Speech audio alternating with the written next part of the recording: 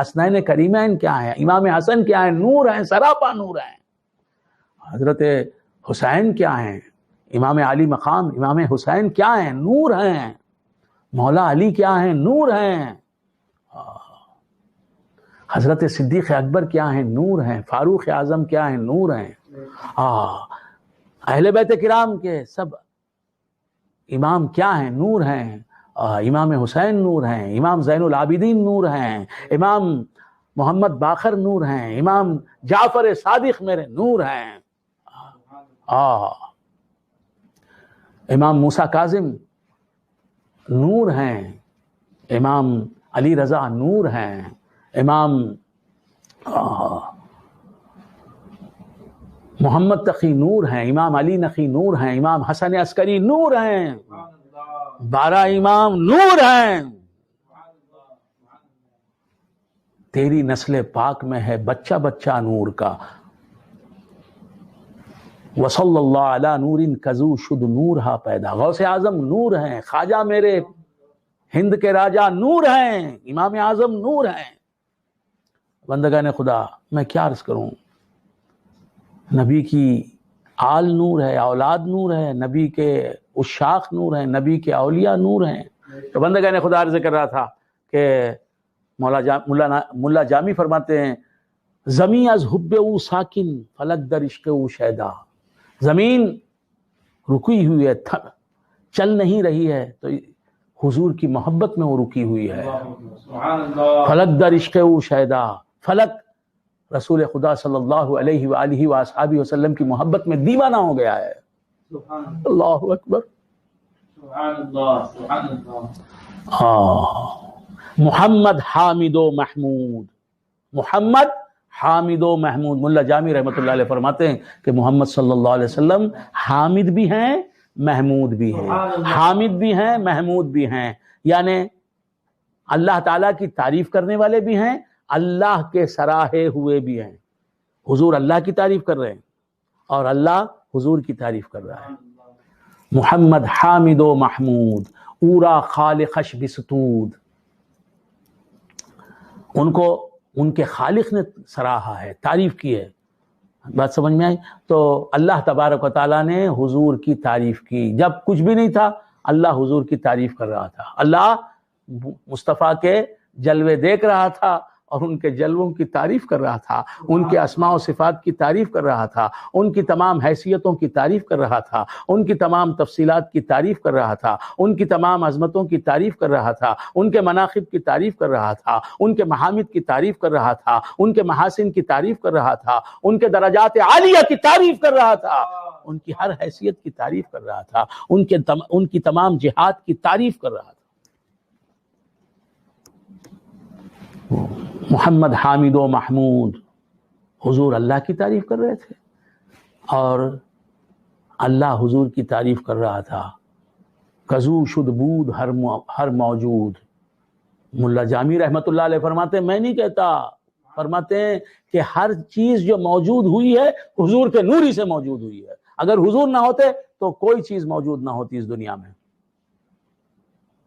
کوئی چیز ایگزسٹ نہ کرتی اس دنیا میں۔ کزو شد بود ہر موجود زو شد دیدہا بینا۔ آئے آئے آئے، اللہ کو دیکھنے والی آنکھیں، اللہ کو دیکھنے والی آنکھیں بنی تو مصطفیٰ کے نور سے بنی۔ زو شد دیدہا بینا۔ تو بندگان خدا عرض کر رہا تھا کہ سرکار دو عالم صلی اللہ علیہ وسلم کا نام کیا ہے؟ محمد۔ محمد قرآن حکیم میں چار جگہ حضور کا نام آیا ہے محمد۔ بات سمجھ میں آئی؟ کیوں آیا ہے؟ اس لیے کہ 4 اعتبارات ہیں، ذات، صفات، افعال، آثار۔ ہر آدمی کے دیکھیں گے آپ 4 اعتبارات ہیں، یا اس کی ذات ہے، اس کے صفات ہیں، اس کے افعال ہیں، اس کی مختلف ایکٹیویٹیز ہیں، اس کے کام ہیں، اور اس کی بلانگنگز، اس کے آثار، اس کی ملکیت میں رہنے والی چیزیں۔ اللہ تبارک و تعالیٰ کی بھی ذات ہے، صفات ہیں، افعال ہیں، آثار ہیں۔ تو ساری مخلوق کی ذات، صفات، افعال، آثار جو ہے یہ رسول اقدس صلی اللہ علیہ وسلم کے نور سے بنی ہے۔ ہماری ذات، ہمارے صفات، ہمارے افعال، ہمارے آثار محمد الرسول اللہ کے نور سے بنے ہیں۔ خیر بندگان خدا، یہ صوفیت تصوف کی بات آپ کے سامنے رکھ دی، خانقاہی بات آپ کے سامنے رکھ دی۔ تو عرض کر رہا تھا 4 چیزیں ہیں، ذات، صفات، افعال، آثار۔ قرآن حکیم میں بھی رسول اقدس صلی اللہ علیہ وسلم کا نام محمد 4 مقامات پر آیا ہے، 4 جگہ آیا ہے، 5 جگہ نہیں۔ اور پھر محمد میں حروف دیکھیں گے آپ، میم، ہا، میم، دال، میم ہے، میم دال، 4 حروف ہیں۔ کیا مطلب؟ تمام ذوات، تمام ذاتیں، تمام صفات، تمام ذاتوں کی، تمام افعال اور تمام آثار مخلوقات کی، یہ محمد الرسول اللہ جن کا نام 4 جگہ آیا ہے ان کے نور ہی سے بنی ہے۔ تو ہر چیز حضور کے نور سے بن کر حضور کی تعریف کر رہی ہے۔ محمد تعریف کیا گیا تو اللہ تبارک و تعالیٰ نے سرکار دو عالم صلی اللہ علیہ وسلم کی تعریف کر دی۔ سب سے اونچے نے، سب سے زیادہ قابل تعریف جو ہے اس نے رسول اللہ صلی اللہ علیہ وسلم کی تعریف کر دی۔ اب کوئی حضور کی تعریف کرے یا نہ کرے، حضور کی جو تعریف کرتا ہے وہ اپنا مرتبہ بلند کرتا ہے، اور حضور کی جو تعریف نہیں کرتا وہ اپنا مرتبہ بلند نہیں کرتا۔ اللہ تبارک و تعالیٰ نے ارشاد فرمایا وَرَفَعْنَا لَكَ ذِكْرَكَ وَرَفَعْنَا لَكَ ذِكْرَكَ، یا مصطفیٰ ہم نے تمہارے ذکر کو بلند کر دیا، تمہارے ذکر کو بلند کر دیا، تمہاری تعریف کو بلند کر دیا۔ اب جو تمہاری تعریف کرے گا وہ تمہاری تعریف کر کے خود کو بلند کرے گا۔ جیسے LIC بلڈنگ ہے ماؤنٹ روڈ پر مدراس میں، LIC بلڈنگ 14 مالے کی بلڈنگ، اب تو اس سے بھی زیادہ مالے کی بلڈنگیں موجود ہو چکی ہیں۔ کوئی ہمارے بچپن کا زمانہ تھا، وہی مدراس کی سب سے اونچی عمارت کہلاتی تھی، 14 مالوں والی۔ اب LIC بلڈنگ مرفوع ہے، بلند ہے، 14 مالوں کی بلندی رکھتی ہے۔ اب اس کے آخری، اس کے انتہائی بلند مالے پر جو چڑھے گا وہ خود کو بلند کرے گا نا، LIC بلڈنگ کو تو بلند نہیں کرے گا۔ تو رسول اللہ کا ذکر، ان کا تذکرہ، ان کی تعریف بلند ہے۔ تو اب جو حضور کی تعریف کرے گا وہ خود بلند ہوگا، حضور کی تعریف کو بلند نہیں کرے گا۔ حضور کی تعریف کو نہیں بلند کر سکتا کوئی، تو حضور کو کیا بلند کرے گا؟ غوث اعظم بلند ہوئے میرے غوث حضور کی تعریف کی وجہ سے، حضور کے ذکر کی وجہ سے۔ خواجہ اجمیری میرے بلند ہوئے حضور کی تعریف کے صدقے میں۔ امام اعظم بلند ہوئے حضور کے ذکر کی وجہ سے۔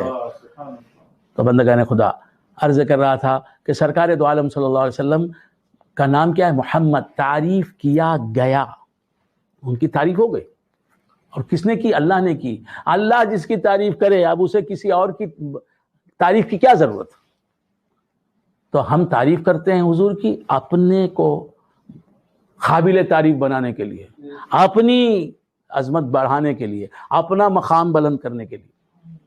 حضور کی تعریف ہماری محتاج نہیں، ہم حضور کی تعریف کے محتاج ہیں اور رہیں گے، صبح قیامت تک رہیں گے اور ابد الآباد تک رہیں گے۔ تو بندگان خدا، عرض کر رہا تھا کہ سرکار دو عالم صلی اللہ علیہ وسلم محمد ہے۔